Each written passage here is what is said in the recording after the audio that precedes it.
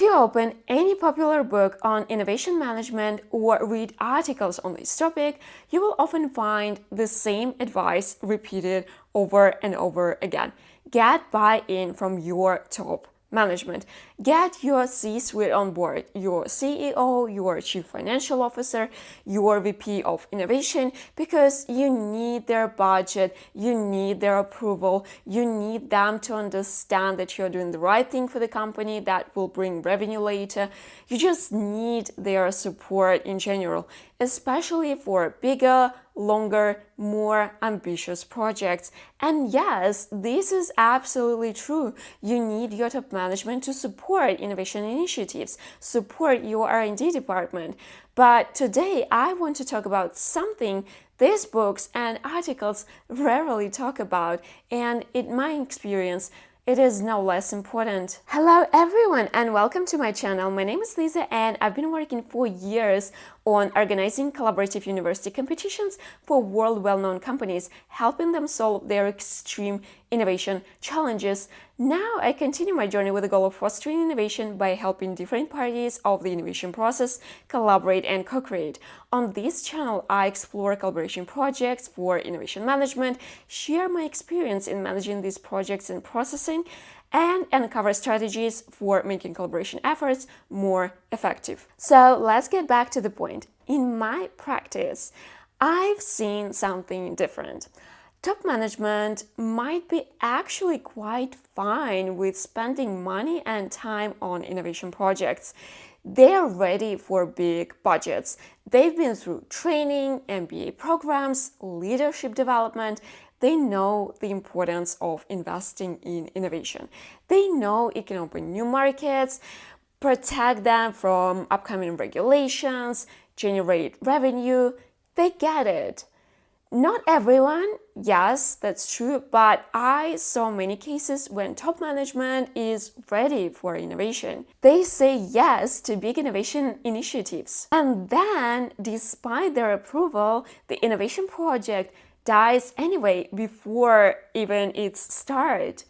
Why does it happen? Because resistance from your middle management and your R&D team members can be just as destructive for an innovation project as not getting the approval of C-level management in the first place. And this problem is something I genuinely don't see discussed enough, though solutions are quite obvious and well-known. And I've seen it a number of times. It is a well-known problem for open innovation projects. For example, I worked with a company where the R&D team had been trying to solve their challenge for some years, and they were not really successful, so they believed it was not possible to solve that challenge.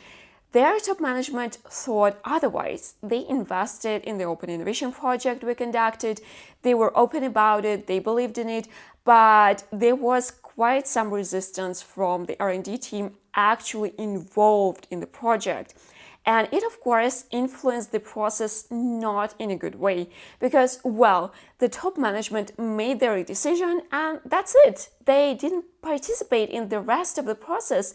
They didn't make any decisions about teams, about solutions.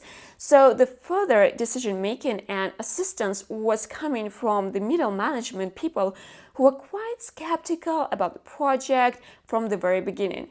And if you are skeptical initially, it might be very difficult to persuade you to change your mind. And of course, you will not be open to invest 100% of your effort in the project. Sometimes you might even sabotage the process. And I don't want to say that the fact that the project was not successful, because it was not, is the middle manager's fault. Not at all. They had their point, their concerns were legit. But I believe it might have turned out differently if they were a bit more invested and interested in helping teams to find the solution. And here I'm talking about the project when the company collaborated with academia, which are very difficult projects to conduct in the first place, and resistance from middle management and the R&D team is very understandable, but I've seen it with internal R&D projects as well, especially if the company's innovation culture is rigid, stale, or the company never really innovated, or if there is a new person coming with ideas that might sound crazy initially. And it poses danger for innovation initiatives that the company actually needs. Well, because every company needs innovation. If people are not ready, if they resist to innovate, it's very difficult to conduct successful projects. So let me get into this topic a bit. Why it happens, how to recognize that it's happening, and what you can actually do about it. So why middle management and R&D teams resist? And there are several reasons for that, and they are all very human. First of all, I have to mention past failures.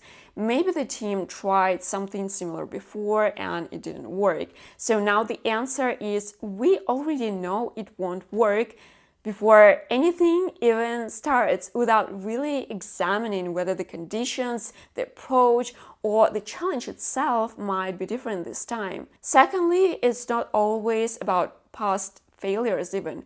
Sometimes the person just has a number of different reasons why something won't work, sees lots of constraints, and focuses on those negative points instead of looking for reasons why something might actually work. So they just see these negative sides instead of positive ones. Then your team members might be against the project if they feel like they need to make a lot of changes in the way they work, in the processes, in their daily routines, like if they're used to something in their work. And trust me, R&D departments are not all about constant changes. Or if they need to invest a lot of their personal effort when they don't feel like it. Then there is another point, it is connected to fear. Fear of losing credibility, fear of losing their position, fear that if the project fails, it reflects badly on them personally. And that fear makes people want to stay as far away from the innovation project as possible. Or maybe it's not about fear, but about another emotion, jealousy. Maybe someone in your team is jealous that they are not the ones who proposed the idea, so they immediately look for reasons why it won't work. Also, when there is one person, especially very respectable in the team person, a team leader, expresses their resistance and concerns about the innovation project, we might see authority bias when all other people in your team tend to agree with what the person is saying because, well, they believe that that person knows more. They see this person as an expert, when in reality, this person might not know everything about the project. Yet, people just blindly follow the group leader. And when it comes to open innovation projects specifically, when you're collaborating with an external organization, there is the in-group bias. Teams start believing that they are the only ones capable of solving this specific problem. Everyone outside is somehow less qualified. And of course, it might be a combination of all these different reasons.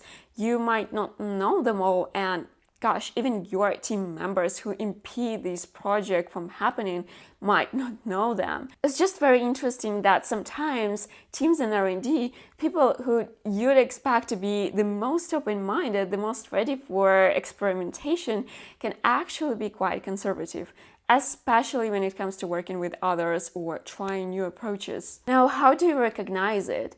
How do you recognize when your team members, your middle management, don't want to conduct this innovation project that you have in mind? I mean, the best way is, of course, to build this culture of trust in your team so that your colleagues can just openly talk to you about their concerns. But for different reasons, it's not always possible. It's something that might not even depend on you. So there are various signs that your team members are not happy about the project you want to conduct and they are not on board with you. They might just passively agree with conducting the project. They don't say much, they're not sharing their concerns openly, but you can see it in their eyes. They are not happy, or they're not asking questions about the project, they're not curious about the project, its progress, potential solutions and developments. Or they might be opposing you during meetings, and not in the constructive way, but they might sound pessimistic, saying it's not going to work, saying it's a waste of time without proposing anything in return. They can also share every little problem in the process without suggesting how to solve it. So it's more like, I told you this project won't work, instead of, listen, we have an issue here, but here is what we can do about it. Or they can try to downgrade project goals, mentioning that you have to be realistic. It's not always this sign that they're not enthusiastic about the project. Maybe they just really want to be realistic. But if it comes with other signs, that should be a flag for you. Or sometimes they can raise their expectations from the project results, especially if they see that the project is going quite well. They can execute slowly. They basically do the work you assign them to, but you can see that they take as much time to do that as they can. They're not proactive. They do not propose improvements. So those are just some basic signs that you can see in the behavior of your team members. But I also want to add here that, in my opinion, in any case like that, you should also do a reality check with yourself, because maybe the solution you're looking for is really impossible to get at the moment. Maybe the technology is not there yet to be implemented. Maybe there is not enough knowledge to do that. Maybe the time frames are too narrow. If you believe in the project and its usefulness for your company, there are some things that you can actually do to change the perception of your team members. So the most important thing here is you really need to talk to these people. Don't assume that a green light from the top management is enough. It isn't. You need your middle management and your team members genuinely on board, not just formally compliant. Have an open conversation with them, with your team members, with your managers. Talk about their concerns. Ask them to be explicit about the reasons. But in general, when it comes to improving this situation, I do really think that it all starts with company's culture. This is the most important thing. If your organization doesn't have a culture where people feel safe to bring ideas to the table, to try things that might not work, to experiment, you have a real foundation problem. And you need to focus on this problem first. And of course, this cultural shift has to come from the top of the company. But also, I do believe that you can do something at your level, even, with your team before this shift happens, because it's going to take quite some time to change the culture. So what you can do now is to find enthusiasts. There are always people in an organization and even within your own team who are genuinely excited about trying something new, who believe in the value of innovation and who believe in your project. So they can just start working on their project and they can be your example for the whole company. They might not only successfully complete the project and deliver the result, they can actually show that innovation works, and what others might consider impossible could actually be possible. And they can help you make this shift in the whole company's culture from the inside. Sometimes it might not be possible to gather enthusiasts. Maybe your team is not that big, maybe your company is not that big, but you still need to do something, right? So what you need to do is to really guarantee everyone safety. Your team needs to know, and they should truly believe that they will not be punished for failure. That if the project doesn't go the way you hoped, nobody's job is on the line. And this can't be just words. It needs to be backed up by how your organization actually responds when things go wrong. You need to show it to them. And you need to reframe what innovation failure means. Any result from an innovation project is actually a result. And this is a very important result from your project. Even if it fails, you get this information, you learn from this information, you get lots of data that you can use for your next projects. So I really don't believe that innovation projects might actually completely fail. So when people internalize this, it changes how they approach innovation projects. They start valuing any result because any result, whether it's positive or negative, is good for the company and it's good for them. And finally, if someone in your team doesn't believe that a particular solution you are trying to develop will work, don't just try to convince them. Ask them what they think would work. Try to involve them in the project. Their skepticism might actually be pointing at something real and something really good. And by asking for their ideas, you just turn a critic into a contributor. So yes, getting a budget approved is important. Getting your top management support is important. But if you are middle management and team members aren't committed, if your team doesn't believe in what you're doing, the project is already in trouble even before it starts. Make sure that they are on board. That's the buy-in that actually makes innovation happen. I hope this video was useful. If you have any questions, please feel free to share them in the comment section below or just text me on LinkedIn. We can talk about it on LinkedIn. And yeah, I hope that all your innovation projects will be successful and bring you the result that you're hoping for. And yeah, I wish you good luck. Have a great one. Hope to see you next time and bye.